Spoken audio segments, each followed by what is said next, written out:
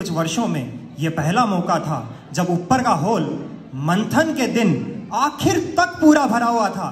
तब चलिए शुरू करता हूं विषय के साथ, जो है स्वकेंद्रित युवा, मेरा जीवन, मेरा अधिकार, सामाजिक व पारिवारिक परिप्रेक्ष्य में कहां तक उचित। सबसे पहले हम यह जानने की कोशिश करेंगे कि हमारे इस मैं का जन्म कहां से हुआ। फिर देखेंगे कि क्या हमारा ये मैं उचित भी है, और फिर जिस तरह से मंथन के पहले विष फेंका जाता है और उसके बाद अमृत आता है, तो हम एक नजर निवारण पर भी डालेंगे। इस विषय को पढ़ते समय संत कबीरदास जी का यह दोहा मेरे मस्तक पटल पर जा बैठा कि माया मरी न मन मरा, मर मर गए शरीर, आशा तृष्णा ना मरी, कह गए दास कबीर। यानी ये माया, ये मन, ये तृष्णा, यह लोग कभी नहीं मरते हैं, यह तो दिन प्रतिदिन बढ़ते रहते हैं। अगर कोई चीज मरती है तो वो है ये नश्वर शरीर जो इस मैं और मेरा के जाल में उलझा है। तो चलिए सबसे पहले देखते हैं कि युवा कहाँ किसे जाए। तो आप इसे किसी उम्र की सीमाओं से नहीं बांध सकते। युवा को अगर उलट कर देख लिया जाए तो बनता है वायु, यानी प्रवाह, यानी हर वो व्यक्ति जो किसी भी उम्र का हो, उसके भीतर का प्रवाह जिंदा है तो वो युवा है। जिसके भीतर की आस जिंदा है, जिसके भीतर की प्यास जिंदा है, वो युवा है। युवा वो है जो आग की तरह तपना और पानी की तरह बहना जानता है, और युवा वो है जो अंधेरों में भी उजालों की लो जलाना जानता है। और संविधान के अनुसार अनुच्छेद 19 से 22 हमें अपनी स्वतंत्रता का अधिकार देते हैं, यानी हमारे जीवन पर पूरा अधिकार है। हमारी जो इच्छा हो हम वो करें। तब मंथन इस बात का कि सामाजिक और पारिवारिक परिप्रेक्ष्य में ये कहां तक उचित है, और फिर हमारे ये सवाल कि अगर मैं खुश नहीं हूं तो मैं किसी और को खुश कैसे रख सकता हूं। अगर मैं ऊपर नहीं पहुंचा तो मैं दूसरों को ऊपर कैसे ले जा सकता हूं। अगर मैं तब जरा सोचिए कि दही हांडी में 51 लोग मिलकर एक मटकी फोड़ते हैं, और जो सबसे ऊपर होता है उसकी तस्वीर अखबार में छप जाती है। लेकिन क्या उन 50 कंधों के बिना उस 51वें व्यक्ति के लिए हांडी फोड़ना संभव था?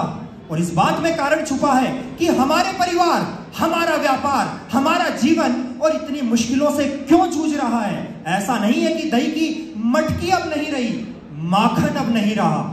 मटकियां भी बहुत है और माखन भी है, बस कंधा कोई नहीं बनना चाहता, सबको अकेले ही मटकी फोड़नी है।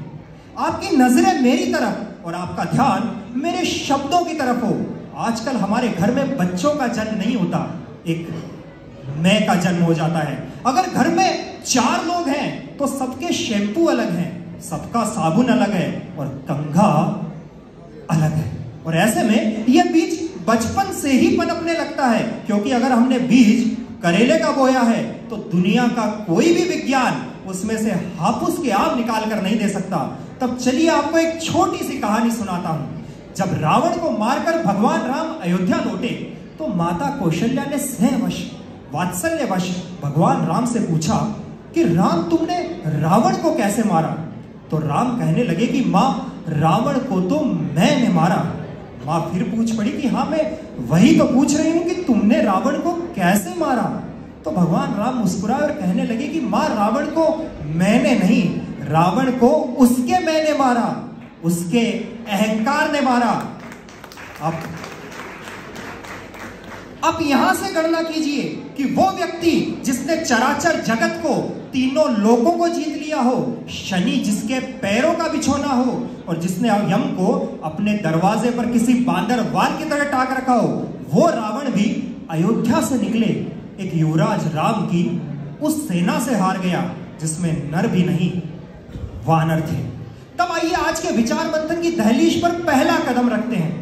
कल्पना कीजिए कि सौरमंडल में पृथ्वी सोच ले कि मुझे सूर्य की, चंद्रमा की, बाकी ग्रहों की कोई आवश्यकता नहीं है, और अगर वो उनसे नाता तोड़ दे तो पृथ्वी में पल भर में जीवन विलुप्त हो जाए। जरा नीचे आकर देखे तो आसमान में उड़ता हुआ कोई जहाज ये सोच ले कि मेरे भीतर तो बड़ी बड़ी मोटर्स, सारे पुर्जे और महंगे से महंगे तकनीकी संसाधन मौजूद हैं। मुझे हवा में उड़ने के लिए हवा की, बादलों की, गुरुत्वाकर्षण कृष्ण की कोई आवश्यकता नहीं है, तो उन्हें हटाते ही हवा में उड़ते उस अजूबे के पुर्जे पुर्जे बिखर जाएं। सड़क पर दौड़ती गाड़ियां भी उनसे जुड़े विज्ञान के बिना बेकार हैं। और तब आते हैं हम, जहां जब 18 वर्ष की आयु में रगों से यौवन फड़फड़ाता है, तब इंस्टाग्राम पर यह जवानी वो दीवानी नामक फिल्म की एक रील, जहां रणबीर कपूर दीपिका पादुकोण को कहते हैं कि मैं उड़ना चाहता हूं, दौड़ना चाहता हूं, गिरना चाहता हूं, बस रुकना नहीं चाहता, नैना को देखकर आपको भी लगता है कि यार ये जीवन मैं भी तो जीना चाहता हूं, मैं भी तो सारे शौक मौज पूरे करना चाहता हूं, पर ये जो मेरे पिता हैं ये मेरे रास्तों में रुकावटें डालते हैं, यह जो मेरी माँ है यह मुझे टोकती रहती है, और इस समाज ने तो वैसे भी मेरे लिए क्या किया है। और तब आप स्वकेंद्रित होकर इस मैं से बने हुए धरातल पर अपना पांव रखकर अपना जीवन जीने की सोचते हैं। क्योंकि हिंदू धर्म की मान्यताओं के अनुसार मनुष्य 84 लाख योनियों में भटकता है, तब जाकर कहीं ये दुर्लभ मानव शरीर मिलता है। अगर इसे दूसरों पर लुटा देंगे तो अपने लिए कब जिएंगे? क्यों, ठीक है ना? तब चलिए इस विचार को एक अलग दृष्टिकोण देता हूं कि क्योंकि हमारे नलों में पानी भरपूर आता है, इसलिए हम बिना चिंता के पानी बहाते हैं। हमें क्या करना है? हमसे कुछ दूर कुछ बच्चे पानी की एक एक बूंद को तरस रहे हों या मर रहे हों, क्योंकि हमारे घर पर सब्जियां, फल, फूल, दूध सब समय पर आता है, इसलिए हमें क्या चिंता है पेड़ बचे या पेड़ कटे। और क्योंकि हमने घर पर हवा को शुद्ध करने की मशीन लगा रखी है, इसलिए हमें क्या चिंता कि बाहर पर्यावरण रहे या ना रहे। और तब 3 सवाल आपसे कि इस साल हमारे शहर में गर्मी भीषण थी या नहीं, इतनी कि शायद 5 मिनट भी धूप सहन करना मुश्किल हो। इस साल का तो तकाजा नहीं, पर पिछले वर्ष बारिश भी कम थी। और सबसे महत्वपूर्ण, मैं नहीं जानता कि आप इस बात से वाकिफ भी हो या नहीं, लेकिन लगभग हमारे समाज के हर परिवार में एक व्यक्ति हमारे शहर में एलर्जी से, सांस की समस्याओं से जूझता है।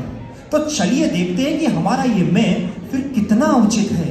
चलिए इस विषय को 4 अलग अलग आंखों से देखते हैं। पहला है धर्म की, दूसरा इतिहास की, तीसरा विज्ञान की, और चौथा हमारे पिता राम की। पहला धर्म के अनुसार अगर जीवन को 3 हिस्सों में बांट दिया जाए तो आता है आत्मा जो कि अमर है, शरीर जो कि नश्वर है, और प्रकृति जो कि शाश्वत है। जीवन का ध्येय इस आत्मा से प्रकृति का, परमात्मा का मिलन है, लेकिन इसके बीच में यह जो शरीर है यह है वो मैं। और यह हमारा मैं कहां से उत्पन्न हुआ? तब पूरे सदन का ध्यान चाहता हूं कि मेरी इन पंक्तियों पर जरा गौर थामिए।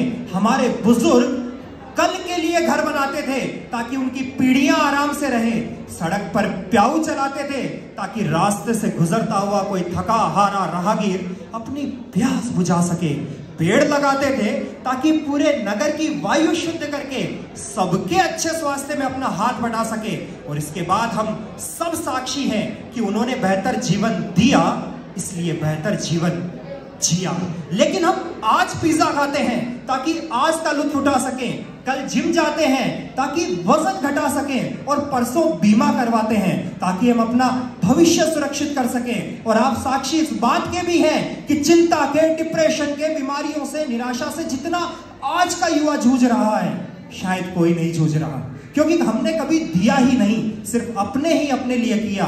और जब दिया नहीं तो कुछ मिला नहीं। क्योंकि एक बात हमेशा याद रखें, प्रकृति कुछ देती या लेती नहीं है, यह तो बस लौटाती है। हाँ, फर्क इतना जरूर है कि हम देते 1 गुना है और वो लौटाती 1000 गुना है। और अगर इतिहास की बात करें तो पाषाण युग से आधुनिक युग तक आते आते हमने जो करोड़ों वर्षों का सफर तय किया, इसमें हमारी सबसे बड़ी उपलब्धि यह थी कि हम समाज बना पाए, परिवार बना पाए। वरना जीवन तो पहले भी था और आज भी है, लेकिन तब हमें आदि मानव कहा जाता था। जब समाज हमारे साथ जुड़ा तब हम मानव हुए, तब हमें मौत का डर जंगलों में रोज सताता था, अब हम खुद को सुरक्षित कर पाए हैं। हमने भोजन के लिए भटकना बंद और जीवन के असली उद्देश्य की तरफ चलना शुरू कर दिया है। और उस उद्देश्य की पहली सीढ़ी मनुष्यता है और आखिरी हित आत्मा से परमात्मा का मिलन है। और चलिए ये सब छोड़कर इस विषय में तर्क ढूंढने का भी प्रयास करें। अगर इसको विज्ञान का चश्मा भी पहना दे तो वैसे भी हमारे जीवन पर हमारा कोई अधिकार है ही नहीं, क्योंकि हमारे माता पिता ने हमें जीवन देने का विचार किया और प्रजनन की क्रिया का सहारा लिया, तब हमने इस जीवन चक्र में अपनी आंखें खोली। यह हमारा समाज था जिसकी वजह से हम बेहतर शिक्षा, दीक्षा और जीवन व्यापन की इकाइयां जान पाए। वरना अगर किसी पिछड़े इलाके में पैदा हो जाएं तो हम ठीक से भाषा भी नहीं समझ पाए। जीवन का अर्थ तो बहुत दूर है, लेकिन वो कहते हैं ना कि जो पतंग आसमान में उड़ती है उसको उसकी डोर की कीमत नहीं पता होती। पतंग सोचती है कि डोर उसे आसमान छूने से रोक रही है, लेकिन आप और हम जानते हैं कि वो उसे जमीन पर धराशायी होने से बचा रही है। आज सोशल मीडिया के बढ़ते चलन ने हमारे भीतर की महत्वाकांक्षाओं को इतना बढ़ा दिया है कि हमें हमारे जीवन पर अपना अधिकार नजर आने लगा है, वरना अधिकार तो बहुत दूर है। अगर हमारे जीवन के प्रति कुछ बनता है तो वो है आभार। आभार हमारे माता पिता का कि उन्होंने हमें जीवन दिया। आभार हमारे समाज का कि उन्होंने हमारे जीवन को स्वरूप दिया। और आभार उस परम शक्ति का कि उन्होंने हमें मनुष्य होने का प्रारूप दिया। और तब भगवान राम के प्रसाद रूपी रामायण से अगर इस विषय को देखूं तो एक श्लोक है कि ना निर्मता केन ना दृष्टा पूर्वा ना श्रूयते हेम मई कुरंगी तथापि तृष्णा रघुनंदस्य विनाश काले विपरीत बुद्धि। यानी ना किसी ने बनाया, ना कभी किसी ने देखा, ना कभी किसी ने सुना कि सोने का हिरण भी होता है, लेकिन जब समय विपरीत हुआ तब हमारे प्रभु श्री राम की बुद्धि भी भ्रमित हो गई और वो मां सीता के कहने पर उस सोने के हिरण को पकड़ने वन में दौड़ पड़े। लेकिन सतर्क रहे कि हमारे पिता और हमारे प्रभु श्री राम को सिर्फ लीला कर रहे थे ताकि वो आपको और मुझे सचेत कर सके कि हमारा स्वार्थ हमारा सर्वनाश कर देगा। और तब ये पंक्तियां आपको सौंपता हूं कि अगर पिता के मुंह से टपकती लाल को पहुंचने में तुम्हें गंध आती हो तो याद रहे कि उन्होंने रात रात भर तुम्हारा मल पहुंचा है। अगर माँ को सहारा देने में तुम्हारा वक्त जाया होता हो तो याद रहे उसने घंटों घंटों तुम्हारी उंगली पकड़कर तुम्हें चलना सिखाया है। और तब यह सोचने के पहले कि समाज ने हमारे लिए क्या किया है, हम ये जरूर सोचें कि हमने समाज के लिए क्या किया है। और आखिरी कड़ी में जैसा कि होना चाहिए कि कारण का मंथन हो लेकिन निवारण का अनुसरण हो, तो सबसे महत्वपूर्ण पंक्ति तो यह है जो हर आयु वर्ग के लिए है, चाहे हम 80 वर्ष के हो या 18 के। हम अपने कर्तव्यों का पालन करें। अगर आप अपने कर्तव्यों का पालन बखूबी कर रहे हैं तो आपको अपने अधिकार ऐसे ही मिल जाएंगे, क्योंकि अधिकार मांग कर नहीं मिलता है, यह तो दिया जाना चाहिए। और बजाय अनेकों रोशनदानों से झांकने के अगर इस वर्ष युवा वर्ग और बुजुर्ग वर्ग की सामंजस्य भरी खिड़की से झांक लिया जाए तो मुझे लगता है अगले वर्ष हमें इचलकरंजी में ऐसे किसी भी विषय पर मंथन की आवश्यकता नहीं महसूस होगी। तब बस हमको इतने से काम करने चाहिए कि हर रोज घर में एक वक्त सभी साथ खाएं, हर हफ्ते परिवार में एक साथ बैठें, वार्तालाप करें, मुस्कुराएं, हर पखवाड़े एक दिन सभी मोबाइल को हाथ न लगाएं, हर महीने पूरा परिवार साथ घूमने जाए, हर साल सभी त्योहार मिल जुल कर मनाएं, बच्चों को डांट कर कम खुद उदाहरण बनकर समझाएं, मैं सही हूं तू गलत, इस भाषा को ना अपनाएं, हम अपना कर्तव्य निभाएं, वो अपना कर्तव्य निभाएं। एक बार पुनः मेरे साथ दोहराइए, हम अपना कर्तव्य निभाएं, वो अपना कर्तव्य निभाएं। चलिए एक बेहतर समाज बनाएं, चलिए एक उज्जवल समाज बनाएं। जय हिंद, जय भारत।